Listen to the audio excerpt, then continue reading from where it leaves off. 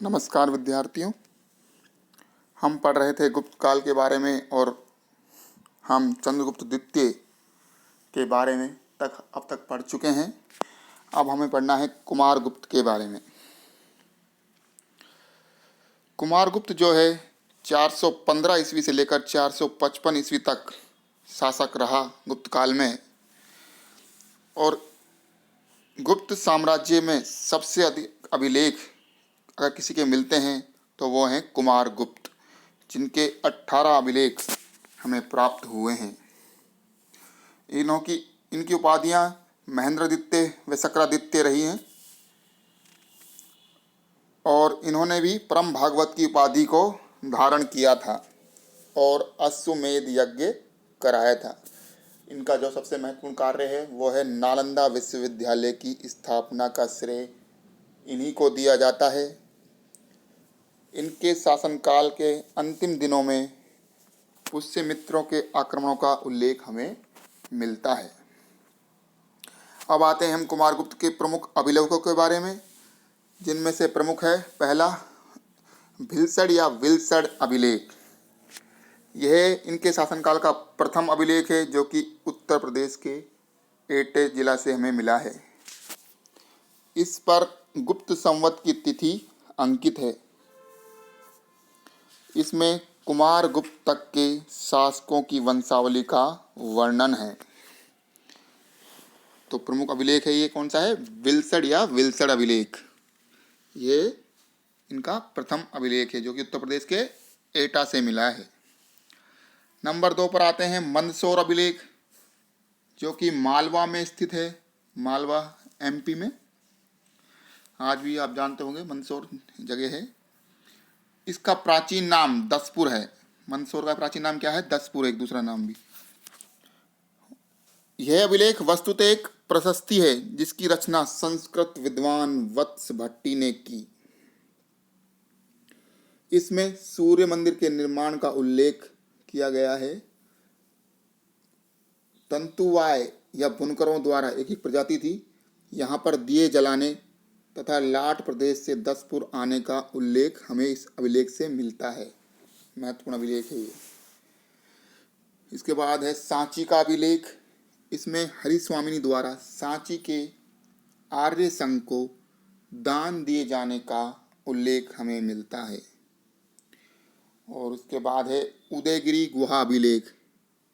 यह अभिलेख एक व्यक्ति शंकर द्वारा पार्श्वनाथ की मूर्ति स्थापित किए जाने का उल्लेख इसमें हमें मिलता है। उसके बाद आते हैं बंगाल के अभिलेख। यह प्रथम शासक है जिसके बंगाल से हमें अभिलेख मिले हैं। जिसमें महत्वपूर्ण है धनदेह अभिलेख। इसमें कुमारगुप्त को परम भट्टारक, महाराजिधराज व परमदेव कहा गया है। इसमें एक ब्राह्मण को भूमि दान दिए जाने का उल्लेख भी है। इसके बाद है दामोदरपुर ताम्रपत्र लेख। यह पुंड्रवर्धन में स्थित है। इससे उसकी प्रशासनिक व्यवस्था पर प्रकाश पड़ता है। कुमारगुप्त के शासन की प्रशासनिक व्यवस्था का प्रकाश किससे पड़ता है? दामोदरपुर ताम्रपत्र लेख से। इसमें मुख्यतः ग्रामीण प्रशासनिक अधिकारियों का उल्लेख किया गया है। इसके बाद है वैग्राम अभिलेख। इसमें मंदिर निर्वाह के लिए भूमि दान का वर्णन है। तो ये तीनों अभिलेख हमें बंगाल से मिले हैं जो कि कुमारगुप्त के हैं। कुमारगुप्त के द्वारा भी विभिन्न प्रकार के सिक्कों का प्रचलन किया गया था, जिसमें 5 मुख्यतः हैं। वो हैं व्याघ्रहंता, अश्वमेध प्रकार, अश्वारोही, धनुर्धारी और कार्तिकेय। तो ये 5 प्रकार के सिक्के कुमारगुप्त के द्वारा चलाए गए थे गुप्त काल में। कुमारगुप्त ने सर्वप्रथम मयूर शैली की रजत मुद्राएं चलाई थी तथा रजत सिक्कों का प्रचलन मध्य भारत में भी कुमारगुप्त के द्वारा ही किया गया था। तो ये तो था हमारा कुमारगुप्त। इसके बाद आते हैं स्कंदगुप्त। जो कि 455 ईस्वी से लेकर 467 ईस्वी तक शासक रहे। गुप्त काल के एक महत्वपूर्ण शासक, गुप्त कह सकते हैं कि गुप्त काल के अंतिम महान शासक इनको मान सकते हैं। इन्होंने क्रमादित्य की उपाधि धारण की। इन्हें गुप्त वंश का अंतिम महान शासक माना जाता है। इनके शासनकाल में हूणों का आक्रमण आरंभ हो गया था, जिसका उल्लेख सोमदेव कृत कथा सरित सागर में मिलता है। 466 ईस्वी में चीनी शासक सांग के यहाँ इन्होंने अपना राजदूत भेजा था। इनके भी महत्वपूर्ण अभिलेख मिले हैं, जिसमें महत्वपूर्ण है जूनागढ़ अभिलेख। इसमें हूणों के आक्रमण व उनको परास्त किए जाने का उल्लेख है।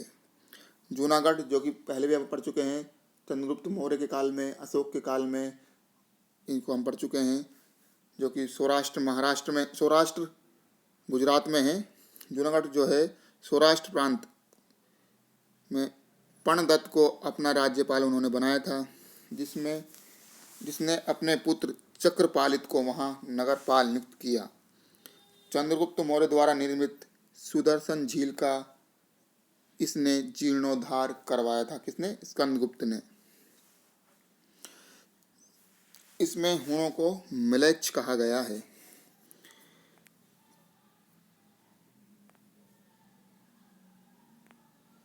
इनका दूसरा महत्वपूर्ण अभिलेख भीतरी अभिलेख है।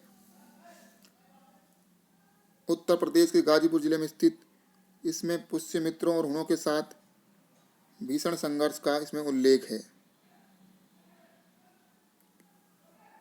इसके बाद आता है कहोम अभिलेख, जो कि गोरखपुर जिले में स्थित है।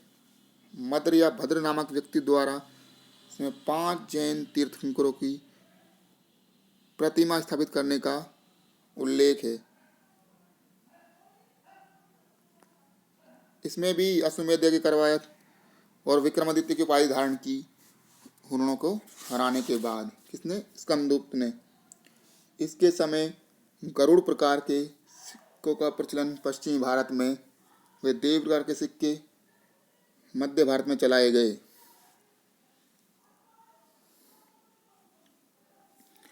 स्कंदगुप्त के बाद गुप्त वंश के पतन का दौर शुरू होता है, जिसमें विभिन्न राजा इस प्रकार हैं। पुरुगुप्त, उसके पश्चात कुमारगुप्त द्वितीय, उसके बाद बुधगुप्त आते हैं। इनके बारे में हमें ज़्यादा विस्तृत जानकारी हमें मिलती नहीं है। इन बुधगुप्त के एक स्तंभ लेख व सिक्के मिले हैं। स्कंदगुप्त के बाद सबसे शक्तिशाली राजा इन्हें माना जा सकता है। बौद्ध अनुयायी तथा सोने के सिक्कों पर श्री विक्रमे का अंकन हमें मिलता है। इसके बाद नरसिंहगुप्त बालादित्य, जो कि गुप्त साम्राज्य का बंटवारा होता है और एक ही समय 2 शासकों के होने का उल्लेख हमें इससे मिलता है। नरसिंह द्वारा हूणों को परास्त करने का उल्लेख, किंतु बौद्ध अनुयायी होने के कारण अपनी मां के कहने पर हूण शत्रु को इन्होंने छोड़ दिया। इसके पश्चात आता है भानुगुप्त। इनकी शासन की सबसे महत्वपूर्ण बात है कि 510 ईस्वी के एरन अभिलेख में हूणों के विरुद्ध उसके मित्र गोपराज की मृत्यु के बाद उसकी पत्नी के सती होने का उल्लेख मिलता है, जो सती प्रथा का प्रथम अभिलेखीय साक्ष्य है। यह क्वेश्चन कई बार आ चुका है। सती प्रथा का प्रथम अभिलेखीय साक्ष्य कौन सा है? एरन अभिलेख, जो कि भानुगुप्त का है। ये ध्यान देने योग्य है। इसके बाद वैन्यगुप्त, कुमारगुप्त तृतीय तथा अंतिम शासक के रूप में विष्णुगुप्त गुप्त वंश का अंतिम शासक था, जो गद्दी पर बैठा था। तो ये था हमारा गुप्त वंश के शासकों के बारे में जानकारी। अब प्रशासनिक और आर्थिक व्यवस्था के बारे में हम दूसरे अध्याय में पढ़ेंगे। धन्यवाद विद्यार्थियों।